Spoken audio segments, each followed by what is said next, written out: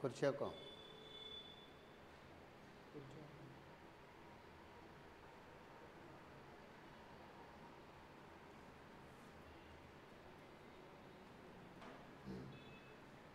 ಸ್ಪರ್ಧಾತ್ಮಕ ಪರೀಕ್ಷೆ ಮತ್ತು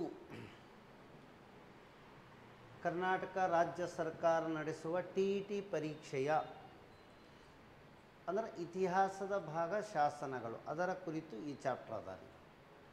ಇದರದ್ದು PDF ಆ್ಯಪ್ದೊಳಗೆ ಅಪ್ಲೋಡ್ ಮಾಡಲಾಗಿರ್ತದೆ. ಅದನ್ನು ನೀವು ಎಕ್ಸ್ಪೋರ್ಟ್ ಮಾಡಿಕೊಂಡು ಜೆರಾಕ್ಸ್ ತೊಗೋಬೋದು.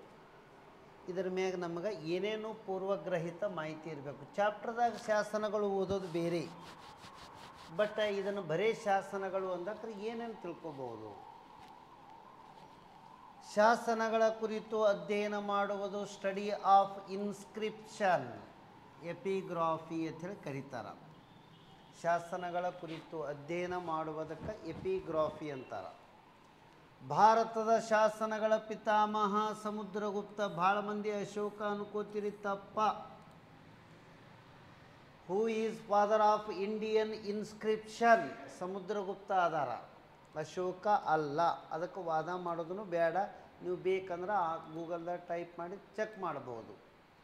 ಭಾರತದಲ್ಲಿ ಲಭ್ಯವಿರುವ ಹಳೆಯದಾದ ಶಾಸನಗಳು, oldest inscriptions found in India, Ashoka. ಅಶೋಕನ ಶಾಸನಗಳೇ ಇಂಡಿಯಾದೊಳಗೆ ಇಲ್ಲಿ ತನಕ ಸಿಕ್ಕಿರುವ ಶಾಸನಗಳಲ್ಲಿ ಹಳೆಯದಾದ ಶಾಸನಗಳು ಆಗ್ಯಾವ. ಭಾರತದಲ್ಲಿ ಹಳೆಯದಾದ ತಾಮ್ರಪಟ ಶಾಸನ ಕಾಪರ್ದು ಯಾವುದದ ಅಂತ ಕೇಳ್ತಾರೆ. ಸೊಹಗೂರ ತಾಮ್ರದ ಶಾಸನವೇ ಹಳೆಯದಾದ ಶಾಸನ ಇಂಡಿಯಾದೊಳಗೆ. ಭಾರತದಲ್ಲಿ ಹಳೆಯದಾದ ತಾಮ್ರಪಟ ಶಾಸನ ಯಾವುದು ಅಂದರೆ ಸೊಹಗೂರ ತಾಮ್ರದ ಶಾಸನವಾಗಿದೆ. ಭಾರತದಲ್ಲಿ ಹಳೆಯದಾದ ಸಂಸ್ಕೃತ ಶಾಸನ ಹಾತಿಬಡ ದೋಸುಂಬಿ ಶಾಸನ ರಾಜಸ್ಥಾನದಲ್ಲಿ ಸಿಕ್ಕಾದ. ಆದರೆ ಇದೇ ಕ್ವಶನ್ನ ಮೊದಲ SDA 2005 ಕೇಳಿದ್ದು. ಭಾರತದಲ್ಲಿ ಹಳೆಯದಾದ ಸಂಸ್ಕೃತ ಶಾಸನ ಆವಾಗ ಸಿಕ್ಕಿರುವ ಶಾಸನಗಳಲ್ಲಿ ಯಾವುದಿತ್ತು ಅಂದರೆ ಜುನಾಗಢ ಶಾಸನ ಇತ್ತು.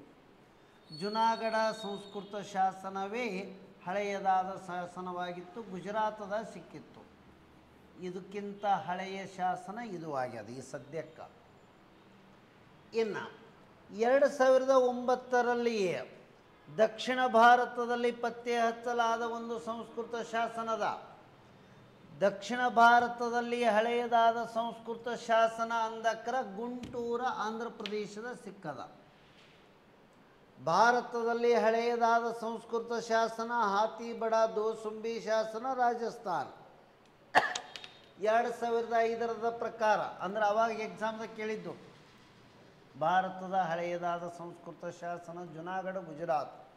ದಕ್ಷಿಣ ಭಾರತದಲ್ಲಿ ಹಳೆಯದಾದ ಸಂಸ್ಕೃತ ಶಾಸನ ಗುಂಟೂರ ಆಂಧ್ರ ಪ್ರದೇಶ್. ಗುಂಟೂರು ಮತ್ತೆ ಅದಕ್ಕೆ ಫೇಮಸ್ ಅಂದರೆ ಮೆಣಸಿನಕಾಯಿ ಭಾಳ ಫೇಮಸ್ ಅದ. ಬ್ರಾಹ್ಮಿ ಲಿಪಿಯ ಪ್ರಾಕೃತ 3ನೇ ಶತಮಾನದಲ್ಲಿ ಅಶೋಕನ ಶಾಸನಗಳು ಸಿಕ್ಕ್ಯಾವಲ್ಲ, ಅವು ಇಂಡಿಯಾದೊಳಗೆ ಹಳೆಯದಾದ ಶಾಸನಗಳು. ಭಾರತದಲ್ಲಿ ಇಲ್ಲಿಯವರೆಗೂ ಸಿಕ್ಕಿರುವ ಶಾಸನಗಳಲ್ಲಿ ಓಲ್ಡೆಸ್ಟ್ ಇನ್ಸ್ಕ್ರಿಪ್ಷನ್ ಅಂದ್ರೆ ಅಶೋಕನು. ಕ್ರಿಸ್ತಪೂರ್ವ 3ನೇ ಶತಮಾನದಲ್ಲಿ ಸಿಕ್ಕವ್ರಿ. ಹೆಚ್ಚಿನ ಶಾಸನಗಳು ಅಶೋಕನು ಬ್ರಾಹ್ಮಿ ಲಿಪಿಯ ಪ್ರಾಕೃತ ಭಾಷೆಯಲ್ಲಿನೇ ಸಿಕ್ಕಾವು. ಅಶೋಕನ ಹೆಚ್ಚಿನ ಶಾಸನಗಳು ಯಾವ ಭಾಷೆಯಲ್ಲಿ ಅದು ಅಂದ್ರೆ ಪ್ರಾಕೃತ ಭಾಷೆ. ಯಾಕೆ ಅದೇ ಭಾಷೆದೊಳಗಂದ್ರೆ ಆಗ ಜನಸಾಮಾನ್ಯರ ಭಾಷೆ, ಮೌರ್ಯರ ಆಡಳಿತ ಭಾಷೆನೇ ಪ್ರಾಕೃತ ಇತ್ತು. ಮದರ್ ಟಂಗ್ ಅದೇ ಇರೋದರಿಂದ ಅದೇ ಭಾಷೆದೊಳಗೆ ಹೆಚ್ಚಿನ ಶಾಸನಗಳನ್ನು ಅಶೋಕ ಹೊರಡಿಸಿದ್ದಾನೆ. ಇನ್ನು ಅಶೋಕನ ಶಾಸನಗಳ ಭಾಷೆಗಳು ಯಾವ್ಯಾವ ಬಳಸ್ಯಾರ ಅವರು? ಅಶೋಕನ ಶಾಸನಗಳಲ್ಲಿ 4 ಭಾಷೆಗಳನ್ನು ಬಳಸ್ಯಾರ. ಯೂಶ್ವಲಿ 3 ಭಾಷೆ ಲಿಪಿಗಳು ಹಿಂಗೆ ತೋರ್ತೇವೆ ಟೋಟಲ್. ಅಶೋಕನ ಶಾಸನಗಳಲ್ಲಿ 3 ಭಾಷೆಗಳನ್ನು ಪ್ರಮುಖವಾಗಿ ಬಳಕೆ ಮಾಡಲಾಗಿದೆ. ಒಂದನೇದ್ದು ಪ್ರಾಕೃತ, ಇದು ಮೌರ್ಯರ ಆಡಳಿತ ಭಾಷೆಯಾಗಿತ್ತು. ಮೌರ್ಯರ ಆಡಳಿತ ಭಾಷೆ ಪ್ರಾಕೃತ. ಎರಡನೆಯದ್ದು ಅರಾಮಿಕ್ ಭಾಷೆಯಾಗಿತ್ತು. ಮೂರನೆಯದ್ದು ಗ್ರೀಕರ ಭಾಷೆ. ಈ 3 ಭಾಷೆಗಳಲ್ಲಿ ಅಶೋಕ ತನ್ನ ಶಾಸನಗಳನ್ನು ಬರೆಸಿದ್ದಾನೆ. ಅಶೋಕನ ಹೆಚ್ಚಿನ ಶಾಸನಗಳು ಪ್ರಾಕೃತ ಭಾಷೆಯಲ್ಲಿ ಇವೆ, ಏಕೆಂದರೆ ಅದು ಅವರ ಆಡಳಿತದ ಭಾಷೆಯಾಗಿತ್ತು. ಪ್ರಾಕೃತ ಭಾಷೆಯನ್ನು ಬರೆಯಲು ಬ್ರಾಹ್ಮಿ ಲಿಪಿಯನ್ನು ಬಳಸುತ್ತಾರೆ, ಸ್ಕ್ರಿಪ್ಟ. ಬ್ರಾಹ್ಮಿ ಲಿಪಿಗೆ ಮದರ್ ಆಫ್ ಸ್ಕ್ರಿಪ್ಟ, ಎಲ್ಲ ಲಿಪಿಗಳ ತಾಯಿ ಎಂದು ಕರೆಯುತ್ತಾರೆ. Mother of script.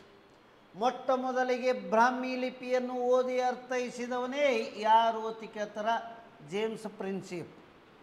ಹಾಗಾದರೆ ಬ್ರಾಹ್ಮಿ ಲಿಪಿ ಬಗ್ಗೆ ನಮಗೆ ಈ ವರ್ಡ್ಗಳು ಗೊತ್ತಿರಬೇಕು. ಬ್ರಾಹ್ಮಿ ಲಿಪಿ ಇದನ್ನು ಮೊದಲಿಗೆ ಓದಿದವರು ಯಾರು ಅಂತ ಕೇಳ್ತಾರೆ. ಮೊದಲಿಗೆ ಓದಿದವರು James Prinsep. UPSC question. James Prinsep. ಇದು ಒಂದು ಕಾನ್ಸೆಪ್ಟ್. ಎರಡನೇದು, ನಾವು ಇದು ಹಿಂದಿ ಬರ್ದಂಗೆ ಬರಿತೀವಿ ಕಾಮನ್ ಆಗಿ. ಎಡದಿಂದ ಬಳಕೆ.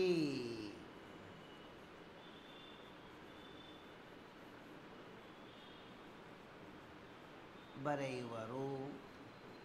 ಎಕ್ಸಾಂಪಲ್,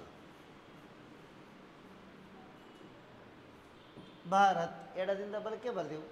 ಈ ಕಡೆ ಎಡ ಅದ, ಈ ಕಡೆ ಬಲ ಅದ. ಹಾಗಾದರೆ ಬ್ರಾಹ್ಮಿ ಲಿಪಿಯನ್ನು ಮದರ್ ಆಫ್ ಸ್ಕ್ರಿಪ್ಟ್ ಅಂತಾರ. ಮದರ್ ಆಫ್ ಸ್ಕ್ರಿಪ್ಟ್, ಎಲ್ಲ ಲಿಪಿಗಳ ತಾಯಿ ಅಂತ ಹೇಳಿ ಕರೀತಾರೆ. ಇನ್ನು ಬ್ರಾಹ್ಮಿ ಲಿಪಿದಿಂದನೇ ದೇವನಾಗಿರಿ ಲಿಪಿ ಹುಟ್ಟ್ಯದ. ದೇವನಾಗಿರಿ ಲಿಪಿಯಿಂದನೇ ಹಿಂದಿ ಬರಿತೀವಿ. ಹಿಂದಿ ಬರೆಯಲು ಯಾವ ಲಿಪಿ ಬಳಸ್ತೀವಿ? ದೇವನಾಗಿರಿ ಲಿಪಿ. ಅದು ಹುಟ್ಟಿದ್ದೇ ಬ್ರಾಹ್ಮಿ ಲಿಪಿಯಿಂದ. ಸಂಸ್ಕೃತ ಸಹ ಬ್ರಾಹ್ಮಿ ಲಿಪಿದಿಂದನೇ ಬರೀತಾರ. ಇದು ವಾಡ. ವಾಯುವ್ಯ ಭಾರತದಲ್ಲಿ ಅಂತ ಕೇಳ್ತಾರ. ಕಲ್ಪನೆ ಮಾಡ್ಕೋಬೇಕು. ಇಂಡಿಯಾ ಆಗ್ನೇಯ ನೈಋತ್ಯ ವಾಯುವ್ಯ ಎಂದರೆ ಪಾಕಿಸ್ತಾನ, ಅಫ್ಘಾನಿಸ್ತಾನ, ಈ ರಾಜಸ್ಥಾನದ ಬರ್ತಾವಲ್ಲ, ಹರಿಯಾಣ, ಪಂಜಾಬ್ ಆ ಕಡೆ.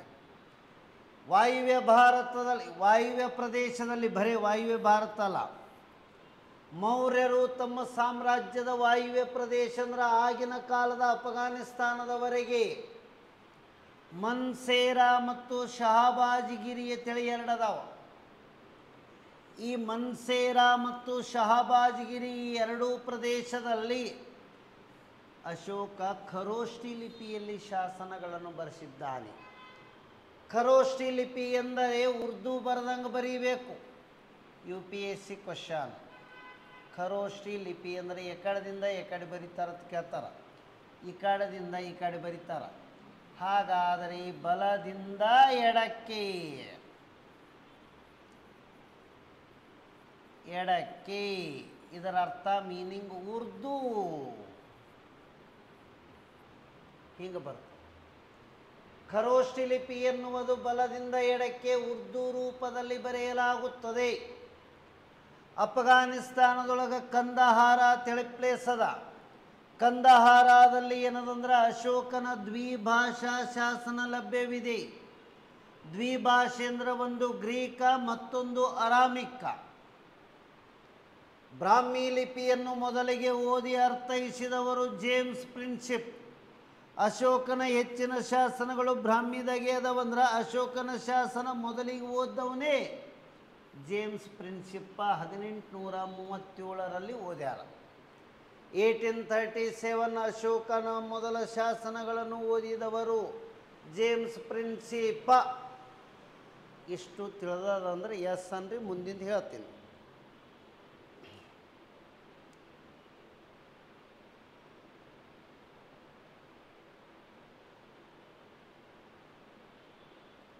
ಪಟ್ನೆ ಹೇಳ್ಬೇಕು.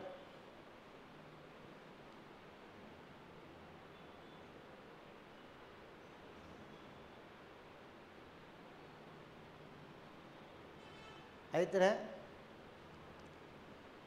ನೆಕ್ಸ್ಟ್, ಅಶೋಕನ ಶಾಸನಗಳನ್ನು ಬರೆಯಲು 3 ಭಾಷೆ: ಪ್ರಾಕೃತ, ಅರಾಮಿಕ, ಗ್ರೀಕ್.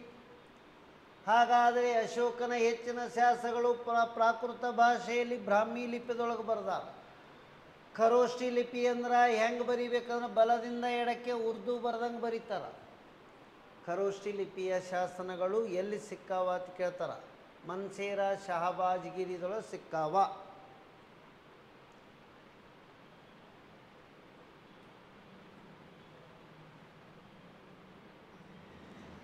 ನೆಕ್ಸ್ಟ್, ಅಶೋಕನ ಶಾಸನಗಳ ಮಹತ್ವಗಳು ಏನೇನು, ಇದ್ರ ಮ್ಯಾಗ ಕ್ವಶನ್ ಬಂದವು ಇಲ್ಲಿ ತನ ಅನ್ನಂಗೆ.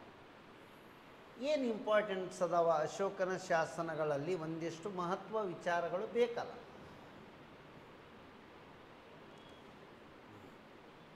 ಅಶೋಕ ತನ್ನ ಶಾಸನಗಳಲ್ಲಿ ಹೇಳ್ಯಾನ, ರಾಜ ಮತ್ತು ಪ್ರಜೆಯ ನಡುವಿನ ಸಂಬಂಧ ತಂದೆ ಮತ್ತು ಮಗುವಿನ ಸಂಬಂಧಕ್ಕೆ ಹೋಲಿಕೆ ಮಾಡ್ಯಾನ. ಅವತ್ತಿನ ರಾಜ ಇವತ್ತಿನ ರಾಜಕಾರಣಿ, ಅವತ್ತಿನ ಪ್ರಜೆಗಳು ಇವತ್ತಿನ ಪೌರರು. ಹಾಗಾದರೆ ರಾಜ ಮತ್ತು ಪ್ರಜೆಗಳ ನಡುವಿನ ಸಂಬಂಧ ಹೆಂಗಿರಬೇಕು ಅಂದ್ರೆ ತಂದೆ ಮತ್ತು ಮಗುವಿನ ರೀತಿಯೊಳಗೆ ಸಂಬಂಧ. ಅಂದ್ರೆ ಮಕ್ಕಳನ್ನು ಪೋಷಕರು ಕಾಳಜಿ ಮಾಡುವ ರೀತಿಯಲ್ಲಿ ಪ್ರಜೆಗಳನ್ನು ಕಾಳಜಿ ಮಾಡೋದ್ರ ಬಗ್ಗೆ ವ್ಯಕ್ತಪಡಿಸ್ಯಾನ. ನಂಬರ್ 2, ಅಶೋಕನು ಅರ್ಥಹೀನ ಆಚರಣೆ ಮತ್ತು ತ್ಯಾಗಗಳನ್ನು ಟೀಕಿಸಿದ್ದಾನೆ. ಅರ್ಥಹೀನ ಆಚರಣೆ ಮತ್ತು ತ್ಯಾಗಗಳನ್ನು ಟೀಕಿಸಿದ್ದಾನೆ. ಪ್ರಾಣಿ ಬಲಿ, ಆನಂತರ ಕೆಲವೊಂದು ಏನಾದ್ರೆ ಅತ್ಯಂತ ಹೆಚ್ಚು ವೆಚ್ಚದಾಯಕ ಮಾಡಿ ದೇವರ ಪೂಜೆ ಪುನಸ್ಕಾರಗಳು ಅಂಥವುಗಳನ್ನು ತಿರಸ್ಕಾರ ಅಂದರೆ ಟೀಕೆ ಮಾಡ್ಯಾನಂದಂಗ. ಅವರು ತಪಸ್ವಿಗಳು ಮತ್ತು ಪುರೋಹಿತರು ಇಬ್ಬರಿಗೆ ಉದಾರತೆ ಮತ್ತು ದಯೆಯನ್ನು ಕೊಟ್ಟರು. ಯಾರು ತಪಸ್ವಿಗಳು ಇರ್ತಾರ, ಯಾರು ಪುರೋಹಿತರು ಇರ್ತಾರ, ಆ ಇಬ್ಬರು ವರ್ಗದವರಿಗೆ ಅವನು ಹೆಚ್ಚಿನ ದಯೆಯನ್ನು ತೋರಿಸಿದನು. ನೆಕ್ಸ್ಟ್, ಅಶೋಕ ತನ್ನ ಸಾಮಾಜಿಕ ಕರ್ತವ್ಯ ಮತ್ತು ನಾಗರಿಕರ ನೈತಿಕತೆಯನ್ನು ಎತ್ತಿ ಹಿಡಿದನು. ಪ್ರಮುಖ ಶಿಲಾಶಾಸನಗಳಲ್ಲಿ ಅಶೋಕ ದಮ್ಮನೀತಿಯ ವಿವರಣೆ ಕೊಟ್ಟನ.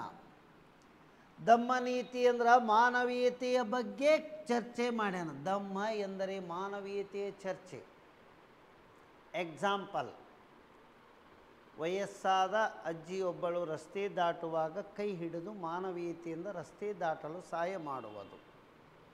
ಒಂದು ಹುಲ್ಲಿನ ಹೊರೆಯನ್ನು ಒಬ್ಬ ವ್ಯಕ್ತಿ ತಲೆ ಮೇಲೆ ಇಟ್ಟುಕೊಳ್ಳೋಕೆ ಆಗದೇ ಇದ್ದಾಗ ಹೋಗಿ ಅವನಿಗೆ ಸಹಾಯ ಮಾಡಿ ಅದಕ್ಕೆ ಏನಂದ್ರೆ ಪೂರಕ ಸಹಕಾರ ನೀಡುವುದು. ಇಂಥವಕ್ಕೆ ಮಾನವೀಯತೆಯ ಚರ್ಚೆಗಳದಾವು. ಎಲ್ಲಕ್ಕಿಂತ ಇಂಪಾರ್ಟೆಂಟ್ ಏನು ಹೇಳ್ತಾನಂದ್ರೆ ಅಶೋಕ ಹಿರಿಯರಿಗೆ ಗೌರವಗಳನ್ನು ಸೂಚಿಸುವುದೇ ದಮ್ಮನೀತಿಯ ವಿಚಾರ. Give to the respect to elders. ಹಿರಿಯರಿಗೆ ಒಂದು ಗೌರವವನ್ನು ನೀಡುವುದು ಅವನ ದಮ್ಮನೀತಿಯ ವಿಚಾರಗಳಲ್ಲಿ ಒಂದಾಗಿತ್ತು. ಅದು ಇವರು ಚರ್ಚಿಸುವ ಶಾಸನಗಳ ಮಹತ್ವದ ವಿಷಯಗಳಲ್ಲಿ ಒಂದು. ಇನ್ನು ಇದು ಆದ ಬಳಿಕ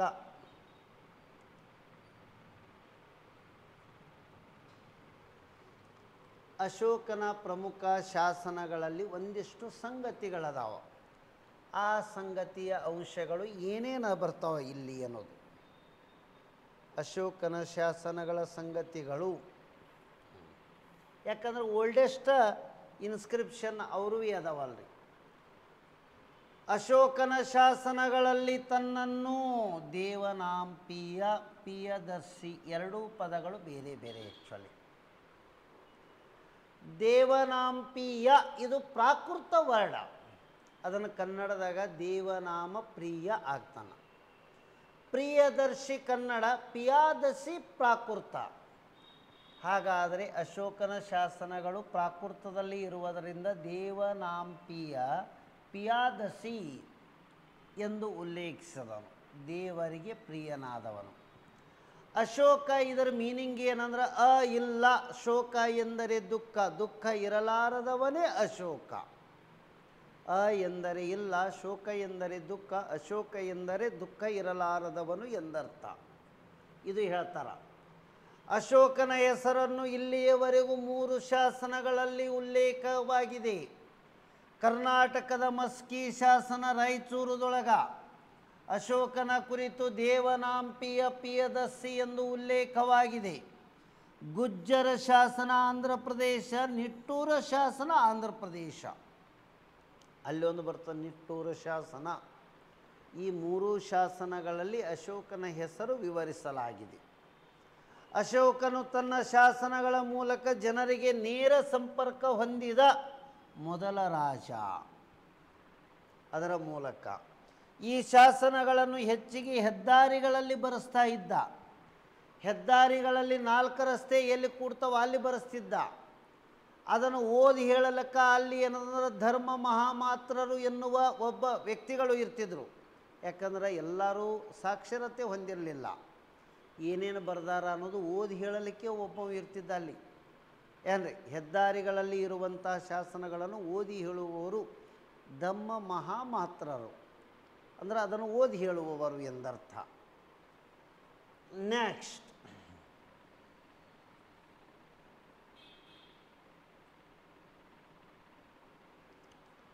ಇನ್ನು ಇವನು ಹೊಂದಿಸಿ ಬರೆಯಿರಿ ಕೇಳ್ತಾರೆ ತಮಗ.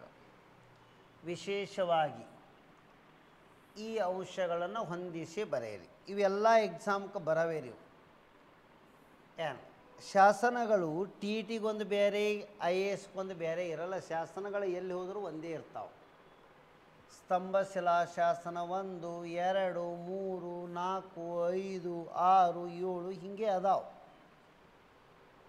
1ನೆಯ ಸ್ತಂಭ ಶಿಲಾಶಾಸನದಲ್ಲಿ ಅವ ಎದರ ಬಗ್ಗೆ ಹೇಳ್ಯಾನಂದ್ರೆ ಜನರ ರಕ್ಷಣೆಯ ಬಗ್ಗೆ ಹೇಳ್ಯಾರ.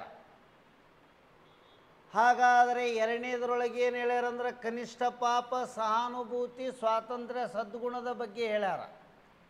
3ನೇದರೊಳಗೆ ಕಠೋರತೆ, ಕ್ರೋಧ, ಕ್ರೌರ್ಯ, ಪಾಪ ನಿರ್ಮೂಲನೆಯ ಬಗ್ಗೆ ಹೇಳ್ಯಾರ. 4ನೇದ್ದು ಕಂದಾಯ ಮಂತ್ರಿಗಳು ರುಜ್ಜುಕರು. ರುಜ್ಜುಕ ಅಂದ್ರೆ ಹಗ್ಗ ಹಿಡಿದು ಹೊಲ ಆಳೆ ಅವನಿಗೆ ರುಜ್ಜುಕ ಅಂತಾರೆ. ಕಂದಾಯ ಮಂತ್ರಿಗಳ ಬಗ್ಗೆ ಹೇಳ್ಯಾರ. 5ನೇದರೊಳಗೆ ಏನು ಇಂಪಾರ್ಟೆಂಟ್ ಅದ, ಪ್ರಾಣಿಗಳ ದಯೆ ಬಗ್ಗೆ ಹೇಳ್ಯಾರ. ಹೌದ್ರೆ, ಮತ್ತು ಅಶೋಕ 25 ಕೈದಿಗಳನ್ನು ದಯೆ ತೋರಿಸಿ ಬಿಟ್ಟಾನ ಅನ್ನೋದ್ರ ಬಗ್ಗೆ ಹೇಳ್ತಾನೆ. ಇನ್ನು 6ನೇಯದ್ದು ಜನರ ಕಲ್ಯಾಣ. ಅಂದರೆ ಇದರ ಅರ್ಥ ಏನಂದ್ರೆ ನಮ್ಮ ಸಂವಿಧಾನದ 4ನೆಯ ಭಾಗ ರಾಜ್ಯ ನಿರ್ದೇಶಕ ತತ್ವಗಳ ವಿಚಾರ ಇದ್ರಾಗ ಬರ್ತಾವೆ. ಆ ನಂತರ 7ನೇದ್ದು ಎಲ್ಲ ಧಾರ್ಮಿಕ ಪಂಗಡಗಳ ಬಗ್ಗೆ ಸಹಿಷ್ಣುತೆ ಹೇಳ್ತದೆ. ನಮ್ಮ ಸಂವಿಧಾನವೂ ಅದೇ ಹೇಳ್ತದೆ.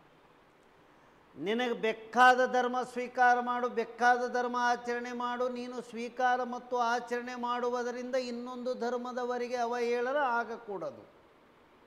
ಇದು ನಮ್ಮ ಸಂವಿಧಾನದ ತತ್ವ. ಇದನ್ನು ನಾವು ಧರ್ಮ ನಿರಪೇಕ್ಷ ಸಿದ್ಧಾಂತ ಅಂದರೆ ಜಾತ್ಯತೀತದಾಗ ಬರ್ತೀವಿ. ಬೇಕಾದ ಧರ್ಮ ಸ್ವೀಕಾರ ಮಾಡಬಹುದು, ಆಚರಣೆ ಮಾಡಬಹುದು. ಆದರೆ ನಿಮ್ಮ ಆಚರಣೆ ಮತ್ತು ಸ್ವೀಕಾರದಿಂದ ಇನ್ನೊಂದು ಧರ್ಮಕ್ಕೆ ಅವಹೇಳನ ಆಗಕೂಡದು. ಇನ್ನೊಂದು ಧರ್ಮವನ್ನು ದೂಷಿಸಬಾರದು. ಆದರೆ ಅದನ್ನೇ ಏನಂದ್ರೆ ಗುರುನಾನಕ್ ಅವರು ಹೇಳ್ತಾರೆ,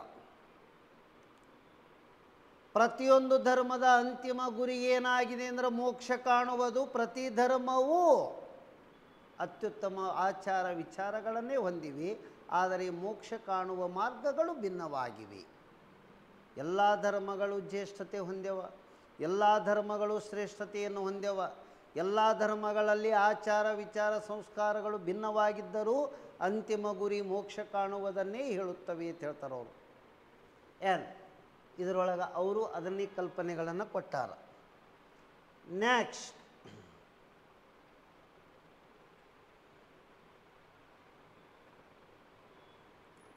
ಅಶೋಕನ ಇದಕ್ಕಿಂತ ಮೊದಲು ಕೀ ಶಾಸನ ಒಂದು, ಅಲಹಾಬಾದ್ ಶಾಸನ. ಇದನ್ನು ಆ್ಯಕ್ಚುಲಿ ಅಶೋಕನೇ ಮೊದಲು ಹೊರಡಿಸಿದ್ದು.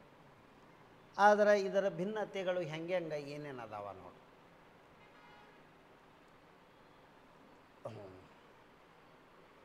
ಅಲಹಾಬಾದ್ ಇದಕ್ಕೀಗ ಪ್ರಯಾಗ ಅಂತಾರೆ. ಇಲ್ಲಿ ಶಾಸನ ಅಂತೀನಿ, ಇಲ್ಲಿ ಪ್ರಶಸ್ತಿ ಅಂತೀನಿ. ಒಬ್ಬ ರಾಜನ ಸೈನಿಕ ಸಾಧನೆಗಳನ್ನು ವಿವರಿಸುವಂತಹ ಇನ್ಸ್ಕ್ರಿಪ್ಷನ್ಗಳಿಗೆ ಯಾವಾಗಲೂ ಪ್ರಶಸ್ತಿ ಅಂತೀವಿ ನಾವು. ಐಹೊಳೆ ಶಾಸನ ಅನ್ನಬಾರ್ದು, ಐಹೊಳೆ ಪ್ರಶಸ್ತಿ ಅನ್ನಬೇಕು. ಹಂಗೆ ಯಾಕೆ ಅನ್ನಬೇಕು ಅಂದ್ರೆ, ಐಹೊಳೆ ಪ್ರಶಸ್ತಿ ಎಂದರೆ ಅದು ಸಂಸ್ಕೃತದಲ್ಲಿ ರವಿಕೀರ್ತಿ ಹೊರಡಿಸ್ಯಾನ. ಅದರೊಳಗೆ 2ನೆಯ ಪುಲಿಕೇಶಿಯ ಸೈನಿಕ ಸಾಧನೆಗಳ ವಿವರಣೆ ಅದ. ಅದರೊಳಗೆ ನರ್ಮದಾ ಕದನದ ವಿವರಣೆ ಅದ. ನರ್ಮದಾ ನದಿಯ ಕದನದಲ್ಲಿ ಹರ್ಷವರ್ಧನನ್ನು ಸೋಲಿಸಿ ತಾನು ದಕ್ಷಿಣಾಪತೇಶ್ವರ ಆಗಿರುವುದರ ವಿವರಣೆ ಅದ. ಸೈನಿಕ ಸಾಧನೆಗಳನ್ನು ವಿವರಿಸುವ ಶಾಸನಗಳನ್ನು ಸಾಮಾನ್ಯವಾಗಿ ಪ್ರಶಸ್ತಿ ಎಂದು ವರ್ಗೀಕರಿಸುತ್ತೇವೆ. ಶಾಸನ ಅನ್ನಬಾರ್ದು, ಜನರಲ್ ಮ್ಯಾಟರ್ ಇದ್ದರೆ ಶಾಸನ ಅನ್ರಿ. ಸೈನಿಕ ಸಾಧನೆಗಳ ವಿವರಣೆ ಇದ್ದರೆ ಅದರ ಮುಂದೆ ಪ್ರಶಸ್ತಿ ಅನ್ನಬೇಕು. ಈ ಕಲ್ಪನೆ ನಮಗೆ ಇತಿಹಾಸ ಶಿಕ್ಷಕರ ಆಗುವವರಿಗೆ ಸೂಕ್ಷ್ಮಾತಿ ಸೂಕ್ಷ್ಮ ವಿಷಯಗಳು ಗಮನಕ್ಕಿರಬೇಕು ಅನ್ನೋದು ಮತ್ತೇನಿಲ್ಲ. ಪ್ರಯಾಗ ಎಂದರೆ ಒಂದು ಸಭೆಯ ಸ್ಥಳವನ್ನು ಸೂಚಿಸುತ್ತದೆ. ಹಾಗಾದರೆ ಆವಾಗ ಪ್ರಯಾಗ ಎಂದರೆ ಈಗಿನ ಯಾವುದು ಅಂದರೆ ಅಲಹಾಬಾದ್ ಆಗಿತ್ತು. ಪ್ರಯಾಗರಾಜ ಇದು ತ್ರಿವಳಿ ಸಂಗಮವಾಗಿದೆ. ಗಂಗಾ ಯಮುನಾ ಸರಸ್ವತಿ. 12 ವರ್ಷಕ್ಕೊಮ್ಮೆ ಮಹಾಕುಂಭಮೇಳ. ಮಹಾಕುಂಭಮೇಳ ಎಷ್ಟಕ್ಕಂದ್ರೆ 144. ಪ್ರಶಸ್ತಿ ಎನ್ನುವುದು ಯಾರಿಗಾದರೂ ಗೌರವಾರ್ಥವಾಗಿ ಸಲ್ಲಿಸುವ ಒಂದು ಗೌರವ. ಇದರೊಳಗೆ ಸಮುದ್ರಗುಪ್ತನಿಗೆ ಗೌರವ ಸಲ್ಲಿಸಲಾಗುತ್ತದೆ.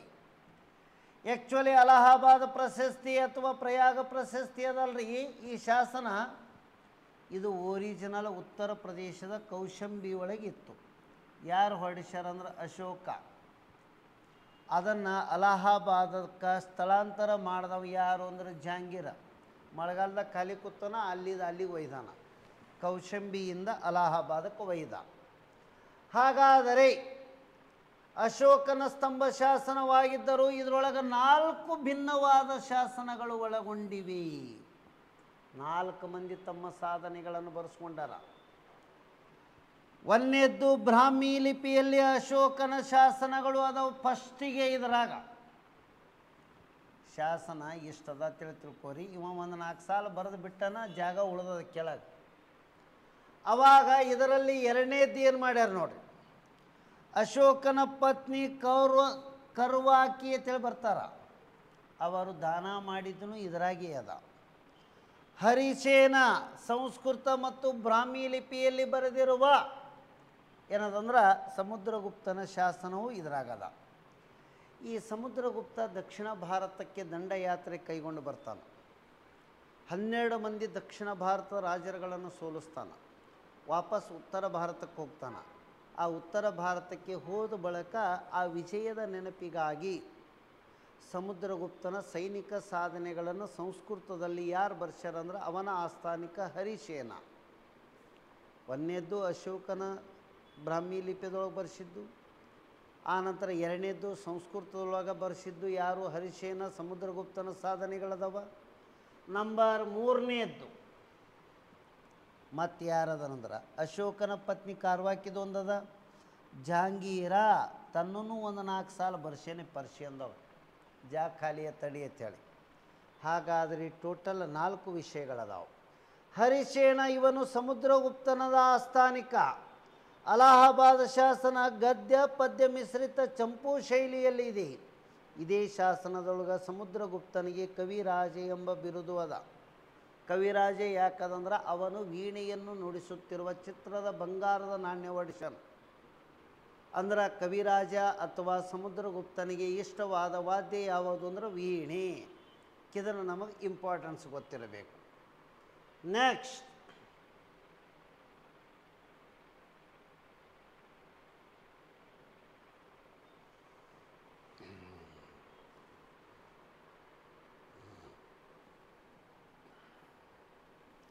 ಇಲ್ಲಿ ಇದಕ್ಕೆ ಸಂಬಂಧಿಸಿದ ಮ್ಯಾಪ್ ಅದ.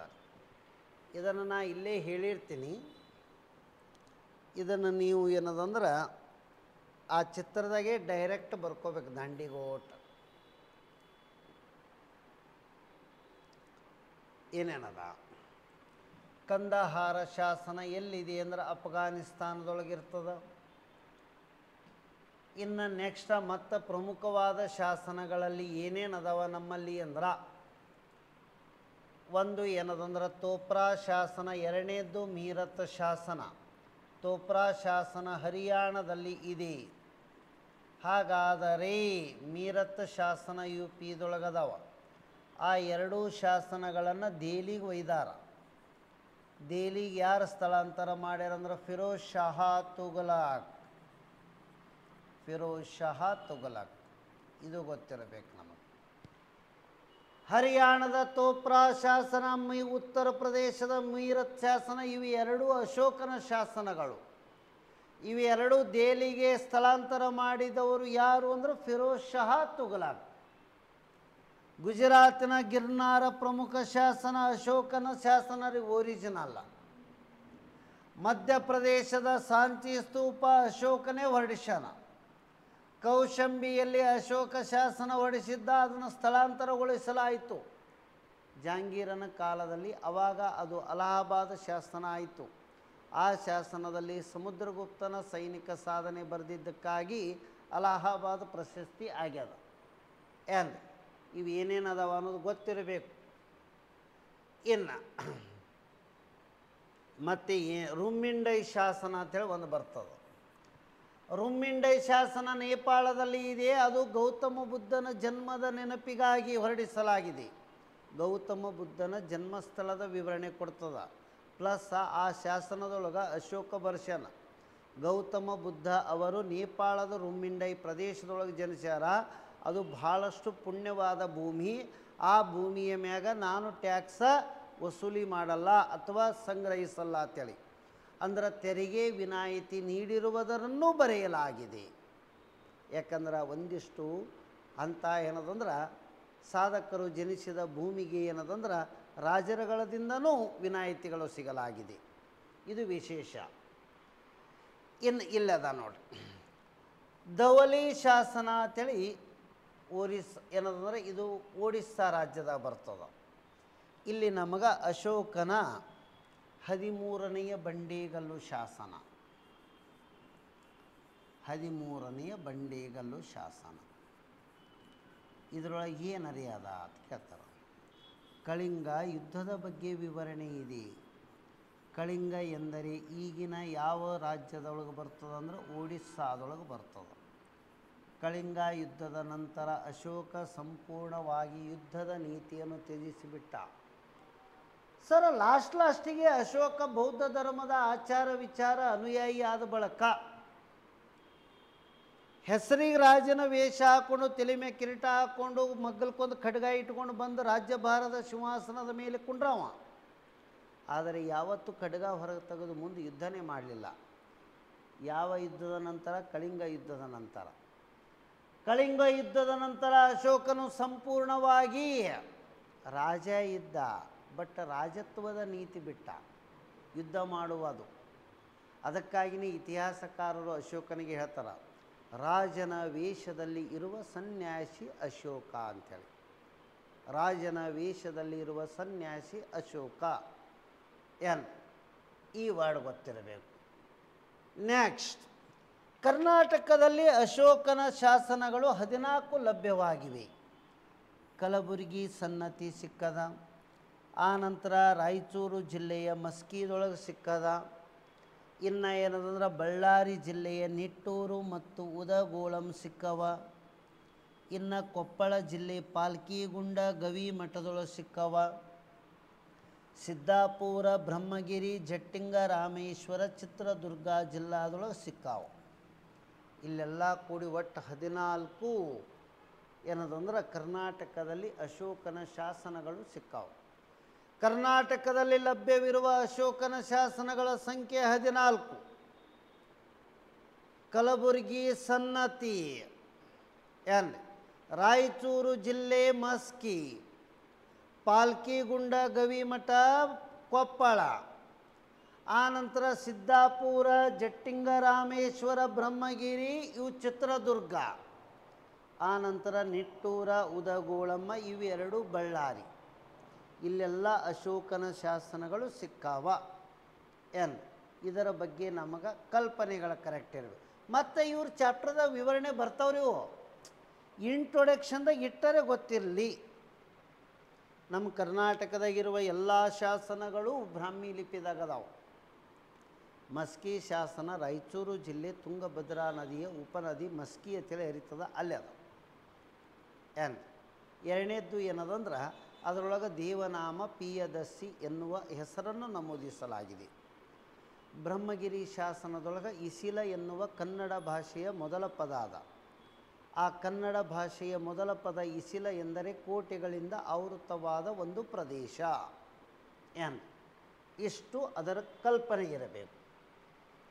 ಇಲ್ಲಿ ತನಕ ತಿಳಿದಿತ್ತು ಅಂದರೆ ಎಸ್ ಅಂದ್ರೆ ಅಂದ್ರೆ ಮುಂದಿನ ಇನ್ನೊಂದು ಚೂರದ ಮಾತಾಡಕ್ಕೆ ಬರ್ತದೆ.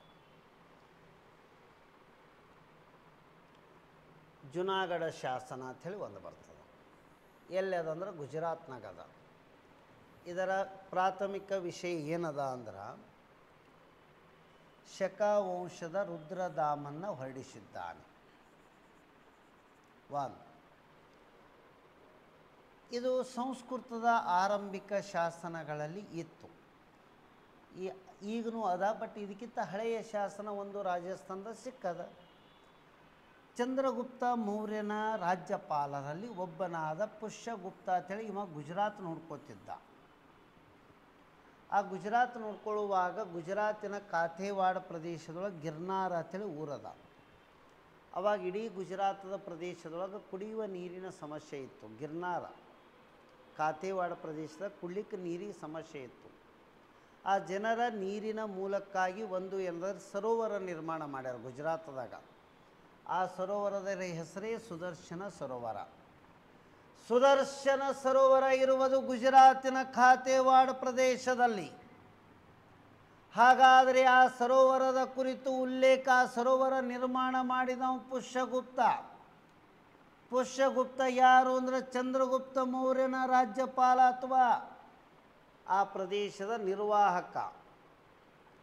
ಅಂದ್ರೆ ಸುದರ್ಶನ ಸರೋವರದ ವಿವರಣೆ ಇರುವುದು ಗಿರ್ನಾರ್ ಶಾಸನದಲ್ಲಿ. ಸುದರ್ಶನ ಸರೋವರದ ನಿರ್ಮಾತೃ ಪುಷ್ಯಗುಪ್ತ. ಈ ಗಿರ್ನಾರ್ ಶಾಸನ ಹೊರಡಿಸಿದವರು ಶಕ ವಂಶದ ರುದ್ರದಾಮನ್. ಇದು ಹೇಳಬೇಕು. ಅದನ್ನು ಇವ ದುರಸ್ತಿ ಮಾಡ್ಕೊಂಡಾನ. ಮೊದಲ ಸ್ಕಂದಗುಪ್ತ ದುರಸ್ತಿ ಮಾಡ್ತಾನೆ, ಆಮ್ಯಾಗ ಇವರು ದುರಸ್ತಿ ಮಾಡ್ಯಾರ. ನೋಡ್ರಿ, ಹೆಸರ ಸುದರ್ಶನ ಸರೋವರ ಇರುವುದು ಗುಜರಾತಿನ ಕಾಥೇವಾಡ್. ನಮೂದನೆಯಾಗಿರುವ ಶಾಸನ ಗಿರ್ನಾರ್. ಶಾಸನ ಹೊರಡಿಸಿದವ ಶಕ ವಂಶದ ರುದ್ರದಾಮನ್. ಇದನ್ನು ದುರಸ್ತಿ ಮಾಡಿದವರು, ಇದನ್ನು ಮೊದಲ ನಿರ್ಮಾಣ ಮಾಡಿದವ ಪುಷ್ಯಗುಪ್ತ. ಅವ ಯಾರು ಅಂದರೆ ಚಂದ್ರಗುಪ್ತ ಮೌರ್ಯನ ಮಂತ್ರಿ ಅಥವಾ ರಾಜ್ಯಪಾಲ. ಅದನ್ನು ದುರಸ್ತಿ ಮಾಡಿದವ ಯಾರು ಅಂದರೆ ಸ್ಕಂದಗುಪ್ತ. ಅದು ಆದ ಬಳಿಕ ಮತ್ತೊಮ್ಮೆ ದುರಸ್ತಿ ಮಾಡಿದವ ಯಾರು ಅಂದ್ರೆ ರುದ್ರದಾಮನ್. ಇಷ್ಟು ವಿವರಣೆ ಇದರಾಗೆ ಅದ. ನೆಕ್ಸ್ಟ್,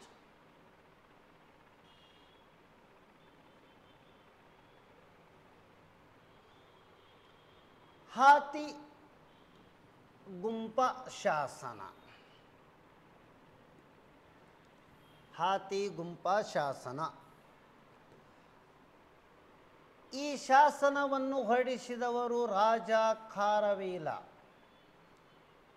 ಇದು ಎಲ್ಲದ ಅಂದರೆ ಒಡಿಸ್ಸಾ ರಾಜ್ಯದ ಉದಯಗಿರಿ ಮತ್ತು ಖಂಡಗಿರಿ ಗುಹೆಗಳಲ್ಲಿ ಇದೆ. ಇದರೊಳಗೆ ಪ್ರಾಕೃತ ಭಾಷೆ ಅದ, ಬ್ರಾಹ್ಮಿ ಲಿಪಿ ಅದ, 17 ಸಾಲ ಅದಾವ. ಹಾಗಾದರೆ ಇದರೊಳಗೆ ವಿಶೇಷವಾಗಿ ಎದರ ಬಗ್ಗೆ ಹೇಳ್ತದೆ ಅಂದರೆ ಜೈನ ಧರ್ಮದ ಬಗ್ಗೆ ಹೇಳ್ತದೆ. ಹಾಗಾದರೆ ಒಡಿಸ್ಸಾ ರಾಜ್ಯಕ್ಕೆ ಜೈನ ಧರ್ಮ ಪರಿಚಯ ಮಾಡಿದವನು ಯಾರು ಅಂದ್ರೆ ರಾಜ ಖಾರವೇಲ. ಈ ಶಾಸನದಲ್ಲಿ ಆಡಳಿತಗಾರನ ಸಾಧನೆಗಳನ್ನು ವರ್ಷದಿಂದ ವರ್ಷಕ್ಕೆ ಕ್ರೊನೊಲಾಜಿಕಲಿ ವಿವರಣೆ ಕೊಟ್ಟ ಏಕೈಕ ಶಾಸನ.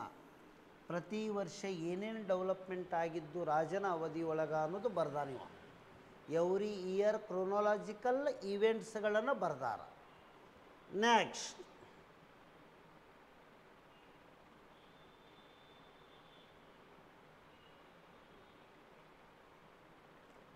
ಮೆಹರೌಲಿ ಸ್ತಂಭ ಶಾಸನ. ಕಬ್ಬಿಣದಿಂದ ಆಗ್ಯದ, ಒಟ್ಟ ಜಂಗತ್ತಿಲ್ಲ ಇಲ್ಲಿ ತನಕ. ಮೆಹರೌಲಿ ಕಬ್ಬಿಣದ ಸ್ತಂಭ ಶಾಸನ ಅಂತೇಳಿ ಅದ. ಇದು ಏನದಂದ್ರೆ ಒರಿಜಿನಲ್ ಬಿಯಾಸ ನದಿ ದಡದ ಸಮೀಪದಲ್ಲಿ ಇತ್ತು. ಆದರೆ ಅದನ್ನು ದೆಹಲಿಗೆ ತಂದವ ಯಾರು ಅಂದ್ರೆ ಫಿರೋಜ್ ಶಹಾ ತುಘಲಕ್. ಇವನ ಕೆಲಸನೇ ಇದೇ ಆಗ್ಯದ. ಅಶೋಕನ 2 ಶಾಸನಗಳನ್ನು ಸ್ಥಳಾಂತರ ಮಾಡ್ಯಾನ. ಹರಿಯಾಣದ ತೋಪ್ರಾ ಶಾಸನ, ಉತ್ತರ ಪ್ರದೇಶದ ಮೀರತ್ ಶಾಸನ. ಪ್ಲಸ್ ಮತ್ತೇನು ಮಾಡ್ಯಾನಂದ್ರೆ ಮೆಹರೌಲಿ ಕಬ್ಬಿಣದ ಸ್ತಂಭ ಶಾಸನ.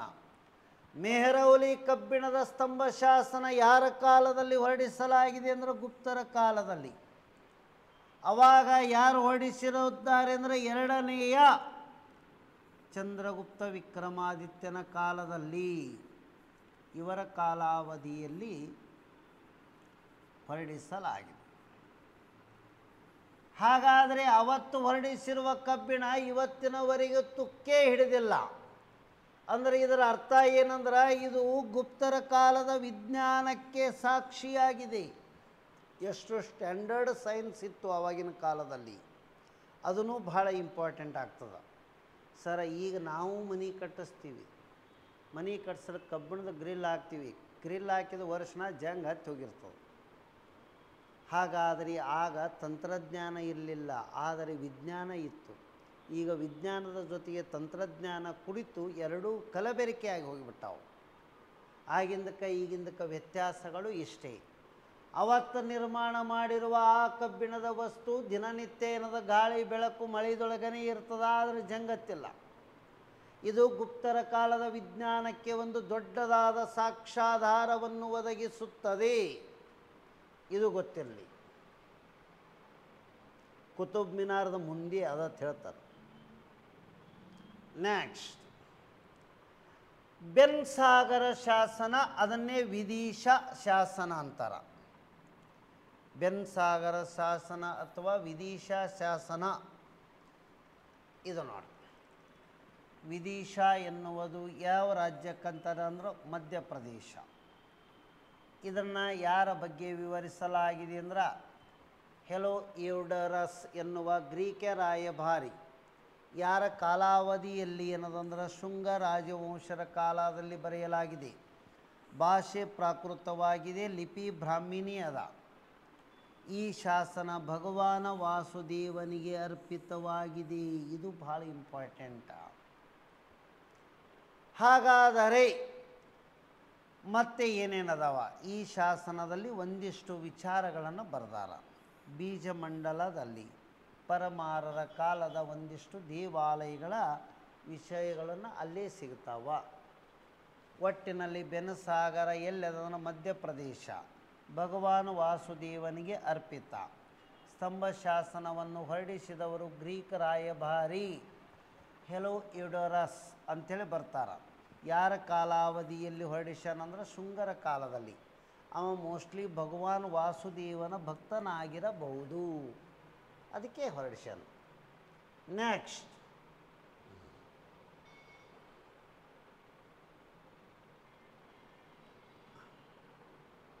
ಉತ್ತರ ಮೇರೂರು ಶಾಸನ, ಕೊನೆಯ ಶಾಸನ ನೋಡ್ರಿ.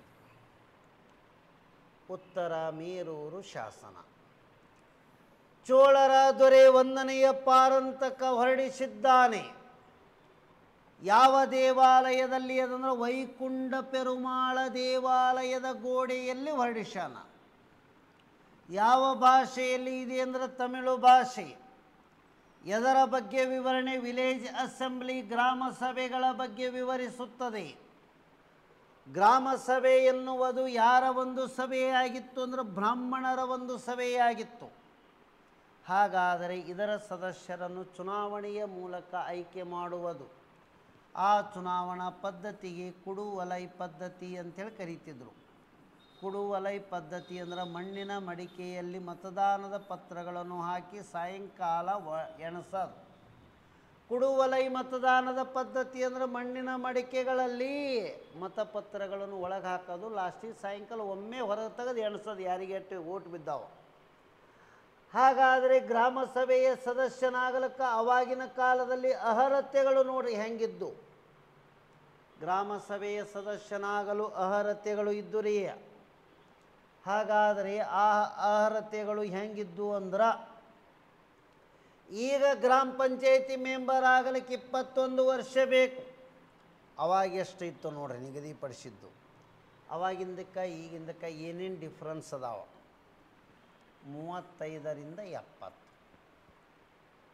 ಹಾಗಾದರೆ ಇದರ ಮೀನಿಂಗ್ ಏನಂದ್ರೆ ಒಂದು ಅನುಭವವನ್ನು ಇಂಪಾರ್ಟೆಂಟ್ ಇತ್ತು ಅವಾಗ. ಈಗ ಅಂದರೆ 21 ವರ್ಷಕ್ಕೆ ಹೋಗಿ ಒಳಗೆ ಗೋಟೆ ಆಡ್ಕೋತ ಕೂತ್ಬಿಡೋದು, ಮತ್ತೇನದು ಸರ? 21 ಏಜ ಇನ್ನೂ ಯೌವನ ಅಥವಾ ಏನದಂದ್ರೆ ಪ್ರಾರಂಭದ ತಾರುಣ್ಯ ವ್ಯವಸ್ಥೆಯ ಪ್ರಾರಂಭದಲ್ಲಿ ಬರ್ತದೆ. ಇವರು 35 ಅಂದರೆ ಇಟ್ ಈಸ್ ಅನ್ ಮ್ಯಾಚ್ಯೂರ್ಡ್ ಹಂತಗಳಿರ್ತಾವೆ. ಹಾಗಾಗಿ ಏನಂದ್ರೆ ಆಗಿನ ಕಾಲದಲ್ಲಿ 35-70 ಇತ್ತು, ಈಗ ಪ್ರೆಸೆಂಟ್ 21 ಅದಾವೆ ಸ್ಥಳೀಯ ಸಂಸ್ಥೆಗಳಿಗೆ ಸದಸ್ಯನಾಗಲು. GPTP ZP ಮತ್ತು ನಗರ ಸ್ಥಳೀಯ ಸಂಸ್ಥೆಗಳಿಗೆ 21, ಮತದಾನಕ್ಕೆ 18, MLA ಮತ್ತು MP ಆಗಲಿಕ್ಕೆ 25, MLC ರಾಜ್ಯಸಭೆ ಆಗಲಿಕ್ಕೆ 30, ರಾಜ್ಯಪಾಲ ಉಪರಾಷ್ಟ್ರಪತಿ ರಾಷ್ಟ್ರಪತಿ ಆಗಲಿಕ್ಕೆ 35 ಎನ್ ಇವುಗಳನ್ನು ಅದಾವೆ. ಮತ್ತು ಏನೇನು ಕಂಡೀಷನ್ ಅದಾವ? ಅವರಿಗೆ ಮಂತ್ರವನ್ನು ಹೊಂದಿರಬೇಕು, ಬ್ರಾಹ್ಮಣಕಗಳನ್ನು ತಿಳಿದುಕೊಂಡಿರಬೇಕು, ಅಂದರೆ ವಿದ್ಯಾಭ್ಯಾಸ ಮಾಡಿದವರಾಗಿರಬೇಕು. ಬ್ರಾಹ್ಮಣ ಅಲ್ಲ, ಬ್ರಾಹ್ಮಣಕಗಳು. 1 ಕನಿಷ್ಠ 1 ವೇದ ಮತ್ತು 4 ಭಾಷ್ಯಗಳನ್ನು ಅಧ್ಯಯನ ಮಾಡಿರಬೇಕು. ಎನ್ ವ್ಯವಹಾರದಲ್ಲಿ ಚೆನ್ನಾಗಿ ಪರಿಣಿತರಾಗಿರಬೇಕು, ನಡತೆಯಲ್ಲಿ ಸದ್ಗುಣಶೀಲರಾಗಿರಬೇಕು. ಒಂದು ತುರದೊಳಗೆ ಗ್ರಾಮ ಸಭೆದೊಳಗೆ 30 ವಾರ್ಡ್ಗಳು ಇರ್ತಿದ್ದು. ಹಾಗಾದರೆ ಈಗ ಒಂದು ಥರದಾಗ ಗ್ರಾಮ ಸಭೆ, ನಮ್ಮಲ್ಲಿ ಗ್ರಾಮ ಪಂಚಾಯತ್ದ ಬೇರೆ ಬೇರೆ ಇರ್ತಾವೆ. 30 ವಾರ್ಡ್ಗಳಿಗೆ ಒಬ್ಬೊಬ್ಬರು ಪ್ರತಿನಿಧಿಗಳು ಇರ್ತಿದ್ರು, ಅಂದ್ರೆ 30 ಮಂದಿ ಮೆಂಬರ್ ಇರ್ತಿದ್ರು. ಇದು ಆಗಿನ ಕಾಲದಲ್ಲಿ ಇರುವಂತಹ ವಿಷಯಗಳು ಇದ್ದು. ಈಗಲೂ ಗ್ರಾಮ ಸಭೆ ಅಂತೇಳಿ ಪಂಚಾಯತಿದಾಗ ಇರ್ತಾವೆ. ಆ ಗ್ರಾಮ ಪಂಚಾಯಿತಿಯ ಒಟ್ಟು ಮತದಾರರು ಗ್ರಾಮ ಸಭೆಯ ಸದಸ್ಯರು. ಇವತ್ತು ಗ್ರಾಮ ಪಂಚಾಯಿತಿಗೆ ಹಳ್ಳಿಯ ವಿಧಾನಸಭೆ ಗ್ರಾಮ ಸಭೆಯ ಸದಸ್ಯನಾಗಲು 18 ವರ್ಷ ಅಂದ್ರೆ ಮತದಾರ ಇರ್ತಾನೆ. ಗ್ರಾಮ ಪಂಚಾಯಿತಿಯ ಸದಸ್ಯ ಆಗಲಿಕ್ಕೆ 21 ವರ್ಷ ಬೇಕು. ಇಷ್ಟ ಅದಾವ.